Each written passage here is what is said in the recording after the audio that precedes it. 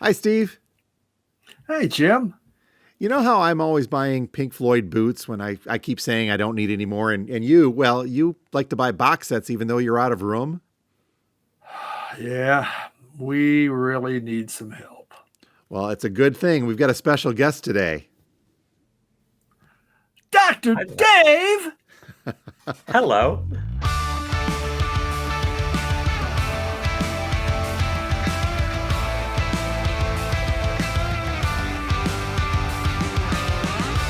Hello and welcome. Two guys talking about records who just really can't seem to count, really. But we do the best that we can. And welcome to another wonderful podcast. My name is Steve, and I am a record collector. And my name is Jim, and I own a record store, and we are happy to be joined today by a friend of ours, Dr. Dave Baskind, who's going to join us for a discussion not only about records, but a little bit of the, I guess, could we say the psychology behind collecting of records in particular. Dave, how are you? I'm doing great. Thank Good to you be for back. thank you for taking the time. For those of you who've been longtime listeners to our podcast, we've had Dave on before, but that was in the audio only side of things. And since we have upped our game, so to speak, to the video side, we thought we'd invite Dave back again to kind of continue that discussion, maybe update it and expose some new folks to this about why it is we record collectors do what we do and why sometimes it feels like we're going overboard. Does that sound like a little bit of a fun one, Dave? It sounds like a great topic. All right. Because I Basically, know. it kind of sounds like as we tried to explain it to our wives, and they just look at us, and goes, "You're an idiot. You're an idiot." But to add to this, Dave, in addition to all of this, you are as well a record collector. So you've got some feeling, you got some skin in the game, so to speak, with this. Absolutely. Yeah. I've just kind of rediscovered my love for vinyl over the past few years, as a lot of people have. And I've really enjoyed getting back in touch with some of my roots in that way. Well, cool. Well, we'll get to the bigger discussion here in a couple of moments. But as this is the Vinyl Community Podcast, like we do each and every week, Steve and I like to cover our most recent pickups and additions to the ever growing collections, which is part of the problem that we're going to talk about down here in a little bit. But Dave, since you're our guest, do you have anything you'd like to show off today, to get us going? New additions to your own collection? I do. I have three, and then I want to talk about an upcoming one I'm looking forward to if I can do that too. You may So, indeed. okay, so the first one is one that I've loved for a long time, been looking for it for a while, finally found the first Marshall Crenshaw album from the early 80s. Great, jangly pop rock, and it sounds every bit as good to me as it did back then. It was a little throwback-ish. In the early 80s, it was kind of a 50s, 60s sort of style, but it sounds great. And that's his self-titled one, correct? It is the self-titled one. Yeah, and I And found it at a steal for only $2.99. hey, and Marshall Crenshaw is the Michigan native as well, correct? I do believe so. I believe so too, yeah. And I think he's still playing around this area. I think he has a new album coming out later this year. And if you want a great starting point, pick up his greatest hits. It's filled with just really good fun stuff. Very cool. Well written. The second one is one that I'm guessing a lot of people have, Fleetwood Mac Rumors, classic. And I found it in a vinyl shop. And what I was really excited about was the clear vinyl, Okay, so or it's one of almost those. whitish vinyl. Yeah, it's one of those newer reissues in the clear vinyl, which makes it a unique pressing. Yeah, and so I hadn't planned on buying this one, and then I saw it there. I'm like, that's too cool to pass up. He's got our issues, Steve. Yeah, Yes, there I we do. go. There's I the got problem. issues. And then the third one. I've mentioned to you before, my favorite band is Squeeze. They're a Yep. British band. They've been around for about 50 years. They're due to have a couple of albums out within the next year. They're still touring in the UK right now, and they still sound great. They put out great pop rock stuff. And one of the first, well, not one of the first, one of the earlier releases of theirs is kind of unique. I'm not sure if you've seen this. So this is actually a 10-inch, and it's kind of got six of their earliest songs on it. And it's got like a set of hands squeezing it. See what they did there? I see. Into a 10-inch record. So it's really cool. I think it's the only 10-inch in my collection. I don't know if either of you two have any 10-inch records, but A I couple. thought this was really cool. That's a neat little die cut cover on the side too, and when you're holding it, it actually looks like you're knuckling in on it. Now you got four sets underneath. that's Yeah, that's an exactly. odd one. Very It cool. is an odd one, but cool. Again, great way. If you've heard some of Squeeze's stuff like Black Coffee in Bed and Tempted and Hourglass, you want a sense of some of their earliest hits. This is, and they weren't hits in America. They were hits of various degrees in the UK. This is a great starting point for you, or just pick up any one of their compilation albums. Very, very cool. And you said you're looking Yeah. forward to an upcoming release? I am. My all-time favorite movie is one many of you record collectors, I'm guessing, have heard of. It's called This Is Spinal Tap, and many of you are Yes. probably aware that the sequel is coming out within the month. Can't wait to see it. So Yep. I'm eager to hear that soundtrack. I've just heard the one song, Stonehenge, featuring Elton John, which I don't know how they pulled that off, but I'm eager to hear the rest of it. I'm looking forward to it too. I'm a little apprehensive simply because how do you expand upon perfection from 40 years ago? Yes. Yeah. But it does look intriguing, and we'll see what they can do with that. And there has been no mention of a soundtrack yet, but they had I think I've showed this before, Steve, too. They have an official soundtrack from the first movie. So, and I've got that in my collection, which has got Stonehenge is on there. But if this is the Elton version, it should be very interesting. They do now have a soundtrack that is scheduled for Oh, do release, they? and Okay. the album cover kind of mimics the Deja Vu album cover from Crosby, Stills and Nash Oh, from back in the no. day. Okay. I will look for that a little later today because I got to make sure we're in on that. Yeah, Very cool. Well, thanks, David. Steve, what about you? You've got some, yeah. you got a box this week, I believe, didn't you?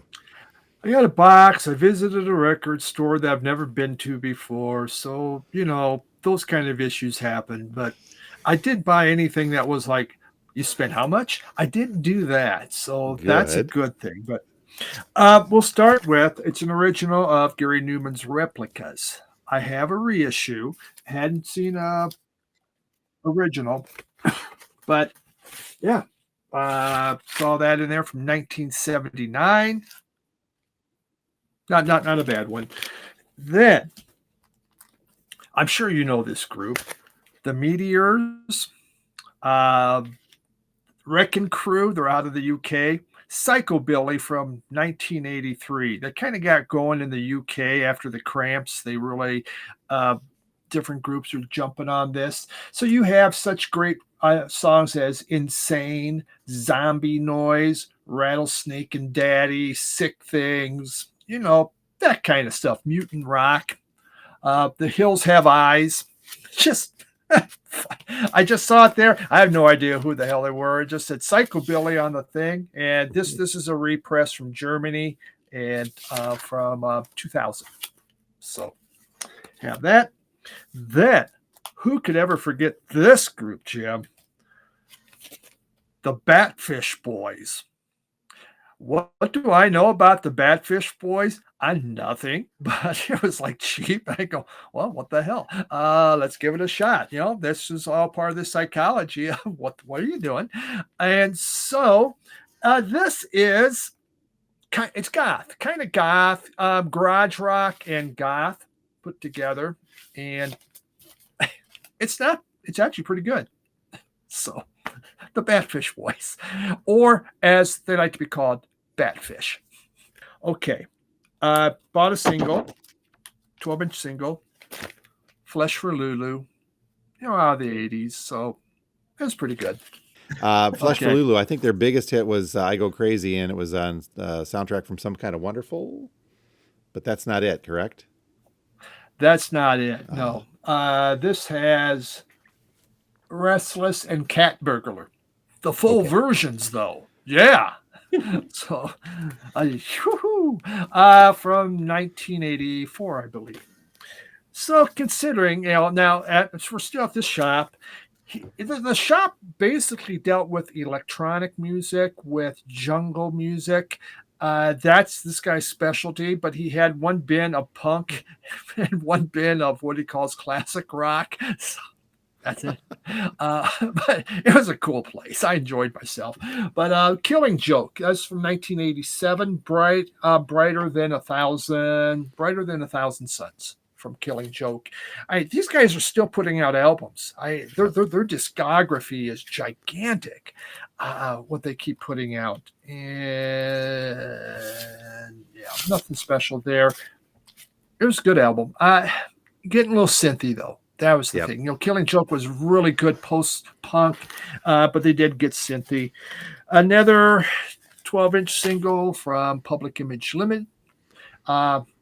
It's Seattle on one side, Body on the other side. Haven't listened to it yet, but it was very cheap because these guys don't deal with this music. And then the final one I got from that shop, Red Lorry, Yellow Lorry. Mm-hmm. I used to have this. Good post-punk music. Very political. These guys are very, very political. They were not impressed what was going on in the UK. This is a reissue also. It's a German reissue. Cool vinyl. This is from 2010. Used to have an original of that one. It's, they have different albums. This is all to me you need. Then I received a box from Radio Wasteland. And first off, there was some VCLT from Jim. Trombulation from Parliament from 1980. This is the 1980. Kind of Parliament was losing steam by now. Their best stuff was behind them. Basically, they were so coked out. It was whatever was coming out. This was not a group for the faint-hearted to get into. But I used to have this. This is one of the ones I was still missing. So it was nice to see. So thank you very much, Jim. Indeed, you're welcome. Jim had this in his store that I didn't have this U2. I'm not collecting all of U2, but there's certain ones I like. And I like the 80s. Rattle and Hum's a good 90s. One. It is. And I don't see it out there very often. And I've been looking at it at your store, or it's not in great shape. So I was happy to see that one. Picked it up. Yeah, that one was really nice, as I recall. It is. Very good condition. This one here, you were up north and looking. Yeah. Yep. P-Funk Greatest Hits. Yep. Because... So it does have Flashlight, which was like their one hit. But I got Chocolate Cities on here, Up for the Downstroke. If you like Parliament, it's going to have the fun stuff on here. That was nice to get. Two more records. Jim had this. Jim had this one come in, Bachman Turner Overdrive. It is a bootleg from a 1973 concert or 74. They have Let It Ride. So they have stuff on here from both, the album, the 2, Bachman Turner Overdrive 2, and some stuff from Not Fragile are on this. It sounds pretty good. The quality is not bad. So, that's just a favorite group of mine. So, got that. And the final one, this was... We need to censor you? Yeah. Oh, no. That's the other one. I forgot to pull that one. Oh, my God. Well, we'll do that one next week. Africa Court. 10 punk bands from the Republic of South Africa. Because we've all wondered about South African punk and going, what was happening there? I will tell you, some of the recordings are like they took the cassette, dropped it in the toilet, then drug it through the sand. Some of them are like, wow, that is a terrible recording, and some are pretty good. But it has it's punk. There's no doubt they'd listen to the Sex Pistols, because there's a couple that sound like Sex Pistol wannabes. Just the Sex Pistols. Huh. Well, I saw that in the pre-orders, and I asked if you wanted to try it, and so Yep, exactly. Because you got to find out what's going on in South Africa there, and because it's been on your mind. Otherwise, I'd go to my grave going, God, South African punk. I never did learn about that. So, uh, if I die Steve, tomorrow, I'm good. Yeah, I mean, I'm hoping you get in the Armenian punk album, because I'm kind of now that has me wondering what went on in Armenia. So, let me know, Jim, when it comes out. All right. hey Steve, Okay. the closest I came to hearing African music this week was I saw Toto in concert, and they of course ended with Africa. So I guess that counts. Yeah, yeah, kinda. Well, Steve, you've carried us with just a laundry list of pickups this week. I've only got two, and they're newer vinyl. One's a reissue, an anniversary, but actually both are reissues. But the recently reissued Van Halen Balance came out this past week, and I opened up a store copy. I got to admit, I've never really given this album a shake. The later Van Halen stuff, the Sammy Hagar stuff, beyond some of their bigger, more top 40 looking hits, I didn't pay much attention to, and I feel bad about that because I started listening to this. This is a good album.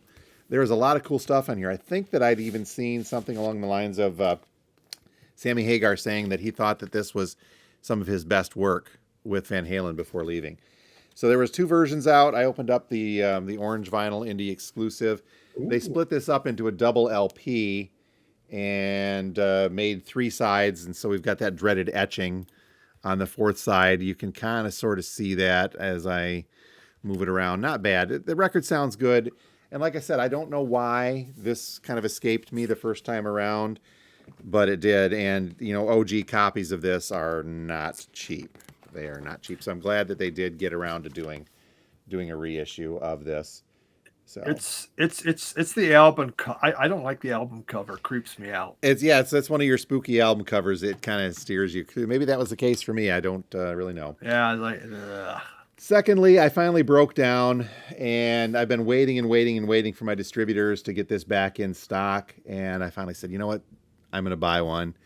Went on to Discogs, and I nailed myself a copy of Tinfoil and Turmoil from Billy Strings, going all the way back to 2017. But I got the anniversary. I think it was like a 5-year anniversary issue of that. Really cool inner sleeves. And since I was doing it, I decided to spring for the light blue vinyl, the sky blue vinyl cover, or the vinyl to go a little bit with the cover. And I'd heard some of the songs on this, but before, obviously. But it's a good album to have. And I figured if I'm going to go for it and I have to pay for it, I might as well pay for one that I want. I'm still trying to get a few of these from the distributor, but with Billy Strings' explosion of popularity, these things are so tough to get a hold of. So, are you now a completist on Billy Strings? No, actually not, because I don't Really? have a copy of the one that he did with his father. There's another couple that I don't have as well. I will probably get around to it at some point, but now I'm being particular and saying, well, if I'm going to do this, I'm going to get the colored vinyl versions. But Home is the one that escapes me, and that is way up there. It's if you try to get it was his big breakthrough album, and they did reissue that on colored vinyl at one point, and that is through the roof. So I'll settle with my black vinyl copy for now. So those are the pickups, and as we do each and every week with this, we'll put together a Spotify playlist so you folks can listen in, and we don't offend the copyright police and get banned in Russia like Steve tends to do. So, Also, this week, Belarus did not want anything to do with me. So, wow. Dang them. Well, they won't do anything or say anything about a Spotify playlist, so we'll have that in the description of both the YouTube episode and the Spotify episode. Click on that when you're done watching and listening to us, and you can listen in on some of the music that we talk about. If I can find that South African punk, Steve, that is. I'll try to get some in there. Okay. So onward now to the main subject at hand, and this is the reason we've asked Dr. Dave to come back on with us. So let me give the formal introduction, if I could now, Dave. Dr. Dave Baskind is a professor of psychology teaching locally here in the Mid-Michigan area. Dave, can you give us a little bit of your background, your bona fides, if you will, and how this ties into what we're talking about today? Oh, I don't know if my bona fides tie into what we're talking about, but at least my basic credentialing. I'm an Ohioan. Don't hate me because of it. Lived about the first 20 years of my life there. That's where I went to college and graduate school. And when you call me Dr. Dave, I do have my PhD in psychology, and I've been teaching at Delta College for the past 30 years now. And always been a big music lover. And I feel like a lot of my love of music started kind of late 70s. I was listening to the radio one morning and I heard American Top 40 with Casey Kasem. And I thought, this is kind of awesome. And I started listening and keeping track of it, and then moved on to different stuff along the way, more alternative stuff when I was in undergrad. And I listened to a little bit of everything, new and old. Well, very cool. And your expertise in this area comes from both that love of music and your professional and educational studies, your academic side of things too. Steve and I often joke on the podcast here, saying, what is wrong with us? Did I really need to my affinity for picking up Pink Floyd bootlegs and Rush bootlegs, live stuff that I don't need? And Steve, don't even get me started with Steve sometimes, right?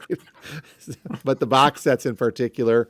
But, even down to a few different things. We're always kind of joking and saying, okay, maybe we should stop, but we don't. I know collectors, for example, that go overboard sometimes. Maybe it's not to them, but I guess you could probably say that this is like any type of hobby that you want to get into can be taken to extremes if you allow it. Yeah, absolutely. By the way, I should point out, so my PhD, my doctoral degree is in psychology. I'm not a clinical psychologist. I'm not a therapist. But you're right. It can definitely be taken to extremes. But, it starts for most people with a passion for the subject, whether it's a passion for certain types of clothing or figurines or travel or, in our case, music. Mm-hmm. And, once you start going down a path, you usually develop more of an interest, and it makes you want to learn more about that topic. And back in the day, at least when we were younger, the only way you could access kind of music a little bit off the beaten path was, you had to purchase the album or maybe share it with a friend of yours. And so, I think, we heard some music that we liked, and then, oh, that's good. I want to hear more by that artist. And that's good. I wonder if they have other albums. Oh, those are good. Let me buy some others. So I think that's kind of how a lot of this began for people, at least with vinyl.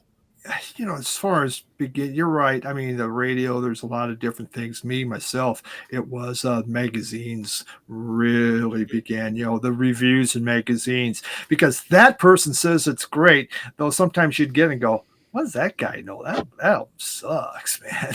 it's kind of like Trout Mash Replica. Hey, that's a classic. Is it really? Wow.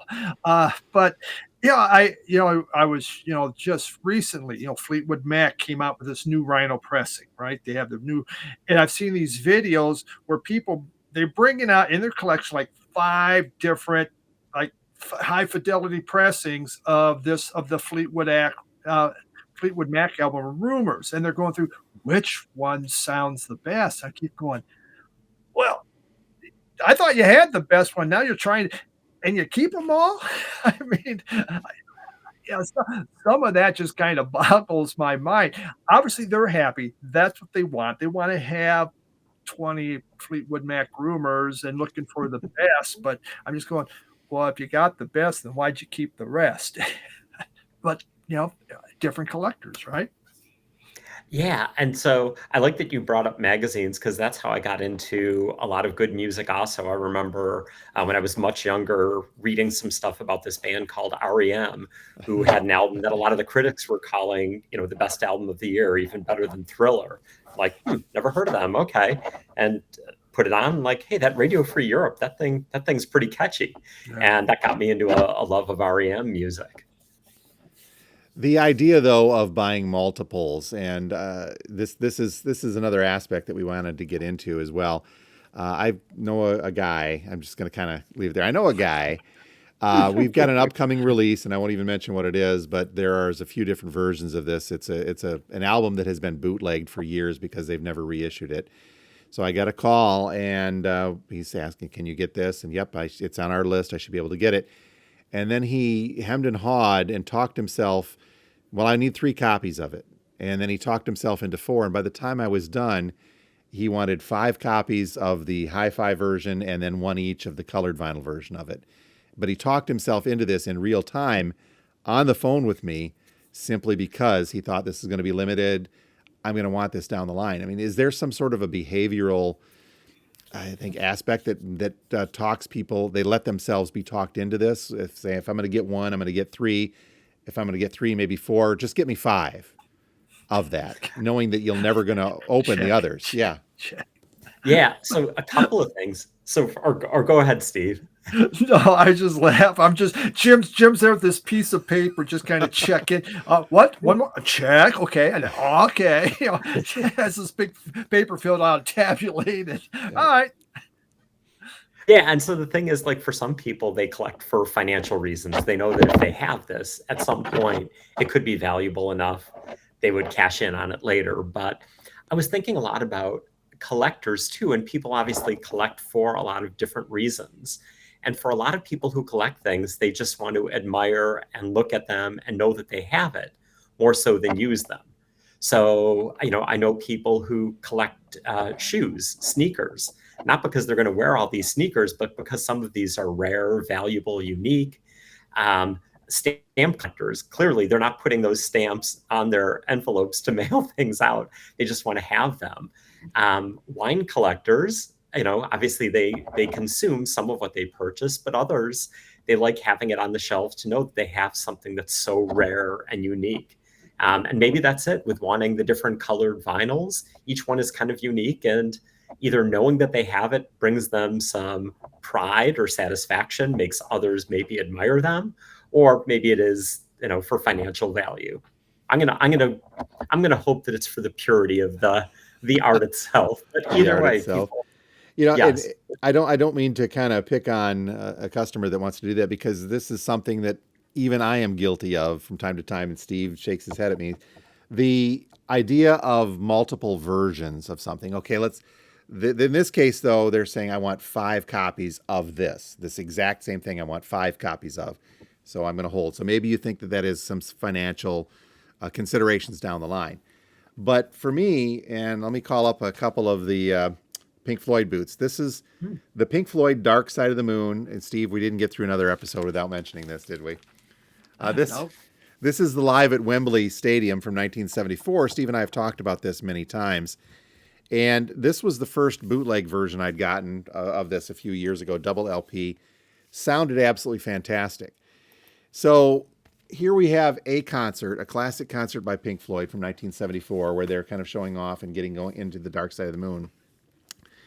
And it sounded great, and I was happy to have that in my collection. Then along comes another bootleg. Same concert.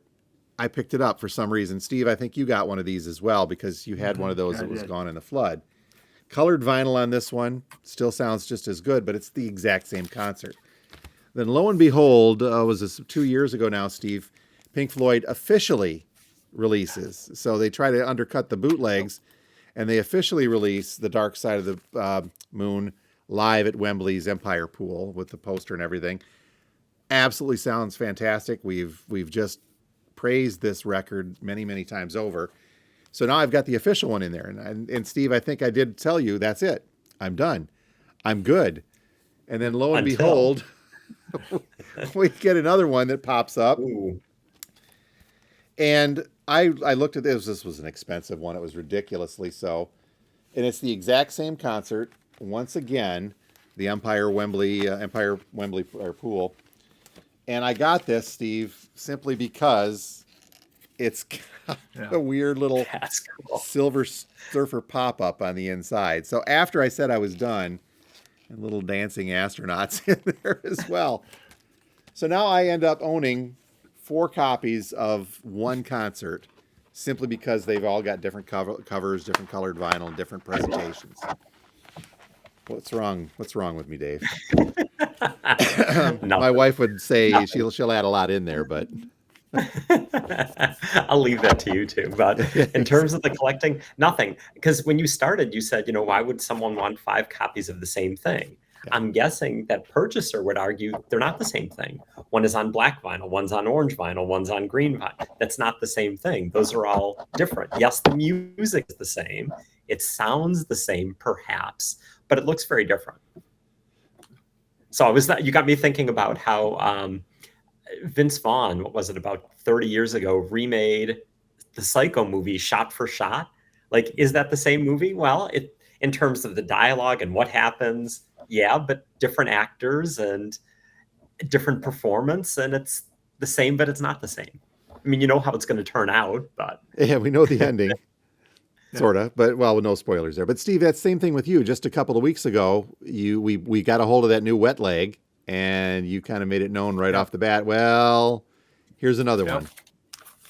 Yeah, it's just 2 different album covers, and so did I need it? Absolutely did not, but it looked cool. But here, I have a different one though. That's so same looking album cover. Here's Velvet Underground, White Light, White Heat. This is the 1985 press. So this is the first one after the flood I got that back in. Very happy. Then I find an original one. So, well, I had to buy the original. I got the 85, which sounds good. Now I got the original. Doesn't always sound as good because it's, older. And then this one comes out, and it's a expanded edition. It has some of those rarities on there. So now we got 3 of them. And by looking at Discogs, I got a freaking bootleg of this somewhere up there too.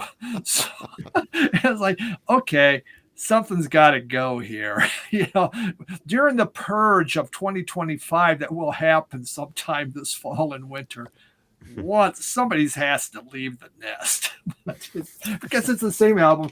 This one has the album cover's a little different. There's actually a little bit of a picture in there, but yeah, same thing. But obviously the original excited me, so I wanted to get that. That's another aspect too, because I do that as well, Dave, where I've got a reissue of something, essentially saying I'm going to leave that as a placeholder until I find an OG. But then do we get rid of that placeholder because now it's a good play copy? Yeah, and it's got sentimental value. And I'll tell you who you got me thinking about has kind of mastered the art of this are the K-pop artists, where when they put out a new album, tell me, you probably know more details than I do. They'll put out like 3 different CD versions and 8 different vinyl versions with different colors. And I don't know if the artwork is different. And I think some of the young American pop artists like Sabrina Carpenter and Taylor Swift, I think they've kind of followed that model too. They realize there's people who want to have multiple slightly different versions of the same thing, and it's good for the company's bottom line. They're selling more records by doing this. Well, Taylor Swift especially, her past couple of albums have really capitalized upon that. She did the one with 4 different album covers that put together on a wall with a special mount that she sold and special hardware form a clock. So you have to buy all 4 of them to get the clock. And she did that with a couple of others as well. Just multiple different cover variations because she knows that the super fans are going to clock into that. And Steve, we were just talking off cam a little bit ago that we're gearing up for another one of these and yet to see what's going to happen with the new Taylor Swift that was just announced. And with go ahead. I say when you look on Discogs, you see more and more new albums with that, where limited 200 this color, limited 200 this color, and suddenly you have 8 different, colors, limited 200 to get that collector. Go, maybe that would be valuable. Yeah, and on Taylor's last album, the Tortured Poets Department, she released the album, and I'm pretty sure it was a double album. And then just a few hours later announced there's an expanded version with more tracks. So like the people who had pre-ordered the album, then they were like, well, now I got to get the expanded version too. One of the other aspects of collecting that we talk about that really seems to nab people that they're collectors, but maybe there's a little bit more to their psyche that wants to bring into it. It's the idea of FOMO, or fear of missing out. How does that, is that an irrational fear, or is it something that people can overcome, or is it just they give into it? I better get this now or I'm not going to be able to down the line. Right. They don't want to miss out. And especially with social media these days, if they're seeing that their friend has that really cool orange vinyl version of it, well, I want to have that too. I can't let Jim be cooler than me with his 4 versions of Dark Side. I want to get that really cool pop out with the Silver Surfer too. Like, and I'm not, I might not even be a big Pink Floyd fan, but if I can have this cool version, who knows? Maybe I'll really enjoy it a lot more. So yeah, I think FOMO is a big issue. Yeah, it's so social media. You're right; it's a big part. These YouTube channels. I mean, when I first started, Blue Note was coming out with their special Blue Notes. The Tone Poets, and there'd be all these videos. This is going to be limited. This is going to be hard to get, and there was huge FOMO being created. And I jumped in. I was on there. Well, I better get this. I might not be around. And then eventually I go, well, you know what? I'm not really listening to those albums anymore. So I'm not going to listen to anybody on YouTube. Oh my God, I got a YouTube channel. What am I doing? Except for me. But it was a big part. But it did come down to that. I got, do I really need to have it? So I kind of got FOMO'd out. I'll tell you along the same line, something that does kind of baffle me a little bit about this is like all those channels devoted to unboxing. And I don't watch them that often, but I've seen people like unboxing some of these box sets or new vinyls. And like, oh, that does look kind of cool.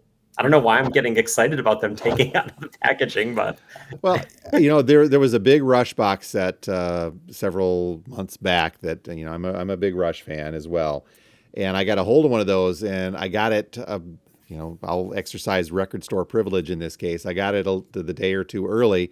I did an unboxing video. I don't do those very often. I did one of those simply because I knew, because of my capabilities, I'd be able to jump on that early and get that unboxing video. It turned into one of my bigger videos on the channel almost instantly because I was one of the first to get into it. Now others have done it, and obviously the interest in that has waned off. But I think that you generate this excitement level that comes up with a release. And again, that's all marketing. Taylor Swift does it. They do it with movies by giving you little trailer snippets, hopefully where they don't give everything away. But you build that excitement, and it builds and it builds. And then finally, when it gets out to the public, if not everybody can get it right away, if you're the first, look what I've got. Check this out. Mm-hmm. Look what we've got inside. And that just kind of snowballs down, saying that is very cool. Maybe I need one of these. Yeah. And so part of it is kind of a pride thing. And maybe part of it too is sort of an envy thing. Like maybe people envy me for having this, and that makes me feel better about myself. For you, obviously, what you're talking about also was a bit of a marketing tool. Yes. Whether or not you intended it to be, but hopefully other people saw that and were like, oh boy, that looks really cool. Now I'd like to get that Rush box set also. Box sets are one of those things where it does reel you in because there's the extras. So I think to the point when we do these unboxing videos, and I've done a number of them, you just start showing this stuff and you suddenly go, oh my God. There's been box sets I had no desire. I wasn't planning on buying them or anything. And then someone opens and go, God, that's so neat. There is, that's just, maybe I do need to have it. Then I get it. And, I look and go, that's really neat. And then it goes up into the top of the shelf and it's there, never being listened to. Kind of my box set dilemma. You get it because it's so cool, put it up there, and there it stays. Yeah. And I like how you use the word need there, because we often feel like, oh, I need this. Obviously, I think we all love music. We need music in our lives. Do we need the vinyl? Do we need a CD? Do we need a box set? Probably not. We'd be pretty content if we could listen on Spotify or tons of other places and hear a lot of these songs. But there's something about just holding on to it, having that physically. And again, whether it's a pride thing or whether we feel the sense of accomplishment or whatever it is, it feels good to have it. And I think we've seen people go back to a lot of tangible things over the past few years, where so much has moved to digital, but for a lot of people, they just love holding a book when they're reading it. And yes, they can read it on their Kindle or other ways, but having it is a different feeling, a different sensory, tactile kind of experience. And I was going to I'm say that, there. yeah, yeah, That's me. I just say that's me. I have to have a book. I have tablets on a plane. I got my book, but I don't want the tangible. Yes, I want it. I want it there. Look at my library. I got all this. So I really like that. And and with the box sets, there's just certain ones. If a Velvet Underground box set comes in, Jim just knows all he has to do is throw that out to me. I'm going, I'm going to go buy it. There's these Talking Heads one now. I'm just it's my favorite group, whether I need it or not. In fact, one of the last ones that came out, I had the material in there, but I didn't have the hardback book. So, I probably need to have that. You want it And all. so, yeah, Eh, but it's a favorite group, so I want to have that. it's the stuff Well, that's important to you. But yes, go ahead, Dave. I was going to mention it again, though, just about sensory experience with music. Typically, it's just, audio. We're hearing things. With an album, we can feel it. It had like that smell of a record store. Yeah. It's Right one of here. the things, like, exactly. I love walking into your store and other record stores, especially where they have used records. There's just something nostalgic about that smell. And so it's not just the audio experience. We're getting a more complete experience. If, like Steve was talking about, we can look at pictures and have this book to hold on to. It kind of makes it a more satisfying, complete kind of experience for us. And that tactile experience you mentioned, the idea that I can hold this, I can read it, is an argument that goes And doing back it. to why vinyl has made its, again, I don't like saying the resurgence, but why vinyl has at least held on, or it enjoyed some big bumps in sales over the last 10 years. You've got that experience. So, and a lot of new people coming up too have only ever had streaming. You mean I get to hold on to this record? I get to look at this picture a little more closely and see it, and that adds into the aspect. This is something I think that is also, I've been reading, is trying to make a comeback in movies as well. Folks are saying don't get rid of your physical DVDs or Blu-ray. The Oops. streaming, and this goes further than just the tactile experience of holding on to something. It goes into the licensing of the rights. We know that a movie can disappear from a streamer at the end of a month, or if they lose the rights. And the same thing with streaming music. If an artist gets a bug up their butt, Mr. Neil Young, and decides they're going to pull their stuff off of a particular streamer for whatever reason, their reason du jour of the month, they can do that. And then if you are paying for that service, all of a sudden you have no access to that artist. Well, guess what? If you own it physically, there's nothing they can do about that. Yeah. Try to pry it away from my dead cold hands, that kind of thing. No, I need my No, Floyd. they won't take it away. The Dave, with the idea of extremes, we mentioned that a little bit earlier. I think that for some people, their personalities, whether it be records or collecting other things, or even something to the extreme of like a gambling or a drinking issue, where the idea of I'm doing this for my enjoyment gets boosted over the top of that hill into a dangerous territory. Obviously, with the things like drugs or gambling, it can have a toll on a person's personally, their family life, their financials.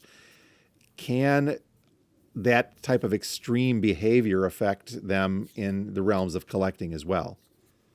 Yeah, I mean, the most obvious one is financial. And if you're spending, on tons of box sets, not to pick on anyone on the conversation here, but financially, it can definitely have implications. And so I was going to mention a couple of things kind of related to this realm. So there's the notion of hoarding. And the thing is, when people hoard, they usually are getting rid of things, and it usually becomes messy and disruptive. Whereas collectors, they tend to be very neat and organized, and they like knowing where things are. And there's that aspect to it. Then there's obsessive compulsive disorder. So an obsession is a thought that you can't get rid of, something you can't stop thinking about. And a compulsion is a repetitive behavior that you feel like you're driven to perform usually in response to these obsessions. So for someone who can't stop thinking about cleanliness and germs, that might be the obsession. The compulsion might be hand washing or showering or things like that. And there are a good number of people who experience OCD, and maybe the compulsive behavior is collecting or shopping.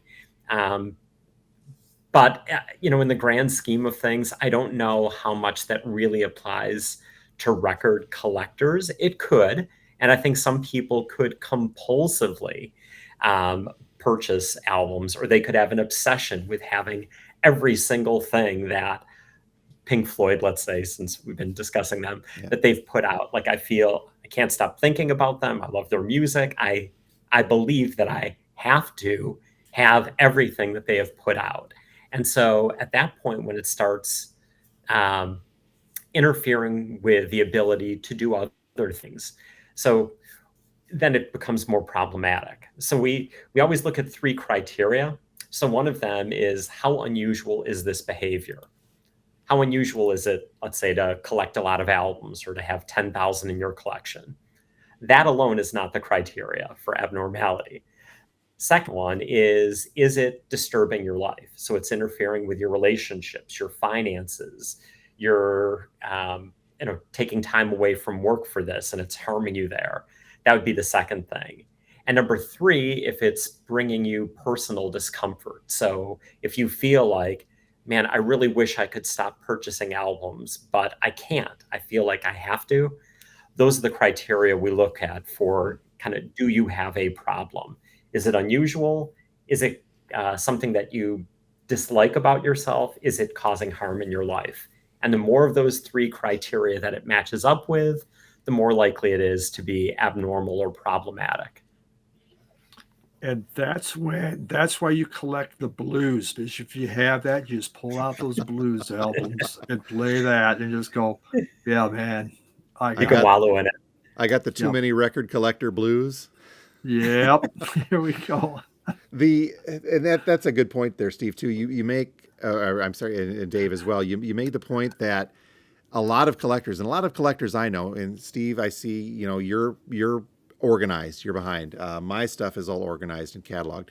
I hear from customers that come into the store, my collection is this, I'm rearranging this, even down to the likes of the movie from High Fidelity, where they talk about reorganizing their collections, realphabetizing them, or rearranging them by chronological, or however they want to do, the autobiographical, or where they were in their life.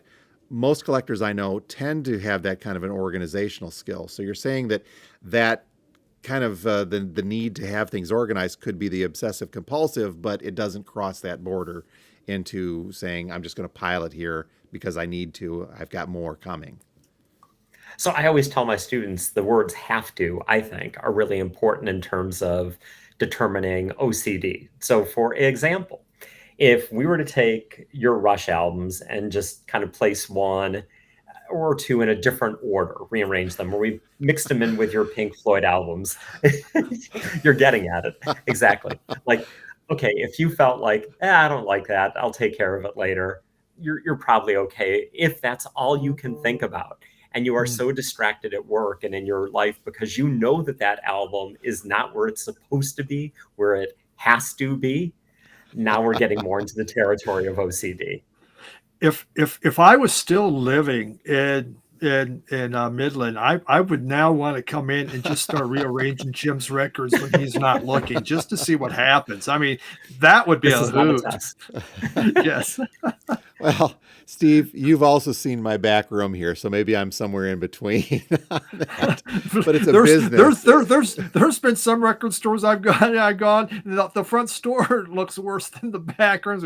Holy crap, man! I just, shove it there. I don't care. Wherever. Anywhere. We'll get it to sell it down the line sometime. Interesting. For me, it needs to be organized just so I can find the music I want. That is just, but I want it alphabetical. I want it correct, but I just want to know if I need an album, I can find it. And I do get really kind of ticked off when it's not there. I go, what did I do? Where's that? Now, I don't go spending the rest of my day looking for it. Eventually it's going to show, but dang it, I re-alphabetized it wrong somewhere. Now, Dave, I've got one other big question here, and I mean, we may have covered this already, but if you want to go back to a more primal instinct, humans kind of began themselves as hunter-gatherers. You're bringing things in as a survival mechanism.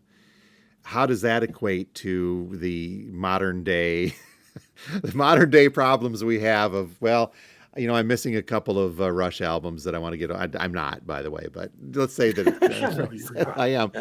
Someone else's. Does that even equate to what our ancestors went through to instill these types of behaviors in us? It's an interesting question. Obviously, one big difference is need. We want music. We love music. Do we need to have every album by an artist? We don't need that. It's more a want. But you're right. Maybe there is something to it, and fearing that, if I don't get this now, I may never have the opportunity again, or something is kind of more incomplete because of that. So, maybe there are those primitive links in that way. If I don't, the saber-toothed tiger will get it, and Yes. I'll never have to deal with that again. Again, let them try to pry that Rush album out of my hands. Yes. Yeah, I find that, when oftentimes I'm looking at Discogs, there's an album I've wanted, and, there it is. And I just go, I'm just going to get it. Yeah. Do I need it? Of course not. And Jim and I, we talk about that all the time. Do we need it? Of course we don't need it. We just wanted to have it. But you kind of look on there and you just go, you know what? I may never see that again. It's there. I just better get it. Steve, this is a really interesting point that just kind of occurred to me on this. On Discogs especially, you have the ability to add releases to a want list. It's not called a need list. It's called a want list. That's true. Act now. Yes. I did want to suggest a movie. It's a really good one, kind of low budget, under the radar sort of movie from a couple of years ago called Juliet Naked. Have you heard of it or seen it? I have not. Heard No. of it. I've heard of it, but didn't see it. It stars Ethan Hawke, and it stars the guy, I can't remember his name, who was Kristen Wiig's boyfriend in Bridesmaids. He's Irish. And it's about a guy who is obsessed with this one album wonder guy. And he starts following him on social media. And then there's news that the original album is going to be put out again in a stripped down form. And he's really excited.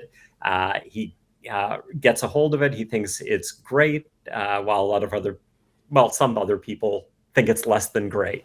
And it starts up a conversation online about it. And then I won't get to all the details. I don't want to spoil it, but eventually the fan meets the artist.